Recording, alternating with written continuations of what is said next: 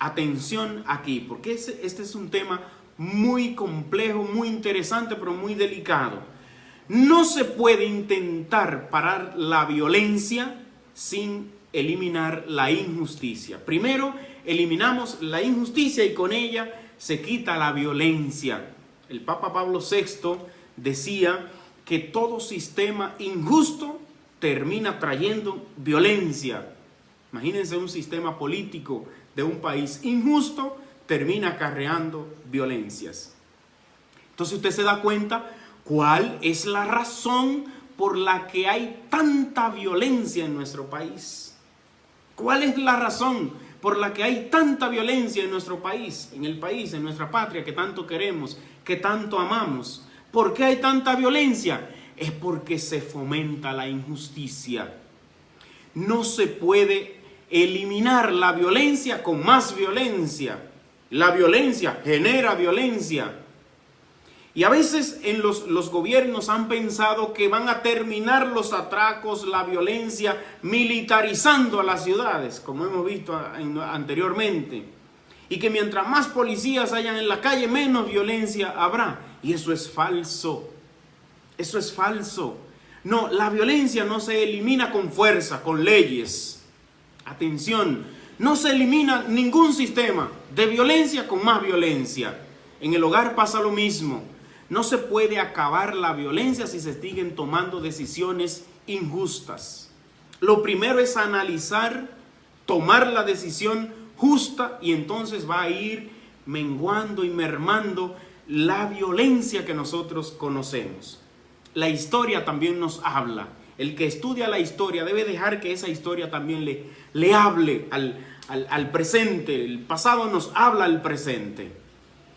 Y el tiempo de posguerra, después de la Primera Guerra Mundial, cuando los Estados Unidos se convierten en los primeros exportadores hacia Europa, y esto convino mucho económicamente a Estados Unidos, entonces en Europa llegan los momentos de muchas crisis, fruto de una guerra atroz, de una guerra malvada. El segundo paso que traen las crisis, la escasez de alimentos, la escasez de oportunidades, la escasez de trabajos, de empleos, va a ser precisamente el saqueo, el robo, la violencia en estos pueblos. Entonces se proliferó mucho este sistema violento en las calles y en los hogares. La respuesta histórica que se pensó que iba a solucionar este problema violento fue lo que se llamó los gobiernos mano de hierro, los gobiernos de hierro. Entonces vino toda una gama de gobiernos dictadores que empezaron a poner mano dura. Y lo que hicieron fue implantar un sistema de violencia encima de la violencia. Y aquí nosotros nos encontramos con gobiernos dictadores muy duros, como es el caso de Adolf Hitler, de Stalin, de Mussolini, de Francisco Franco, etc. Muchos gobiernos dictadores.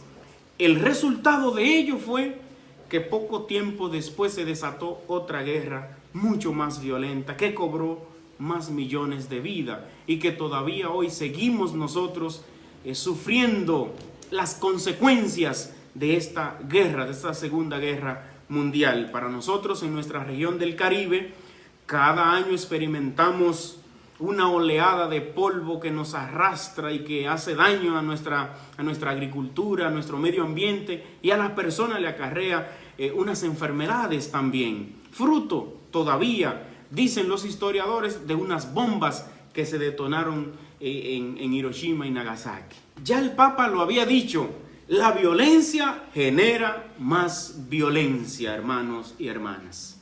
Traigamos esto a nuestros hogares. Siempre que vayamos a resolver un conflicto, tengamos presente esta frase: la violencia genera más violencia. No es que con más leyes se van a terminar más los actos violentos. Eso no es verdad. Si nos imaginamos en un gobierno que piense que mandando más policías a las calles se terminarán más los actos violentos, pero si se deja de lado la injusticia, no se está en nada. Porque si usted se imagina que la policía se convierta en una institución injusta, Entonces, si la policía comete injusticia, no podrá nunca terminar la violencia. Entonces habrá que crear otro organismo por encima de la policía para que vigile a esta policía que comete injusticia. A esto, imaginando, nosotros le podríamos llamar a una metapolicía para que esté por encima y entonces observen a la policía que cuida a los ciudadanos.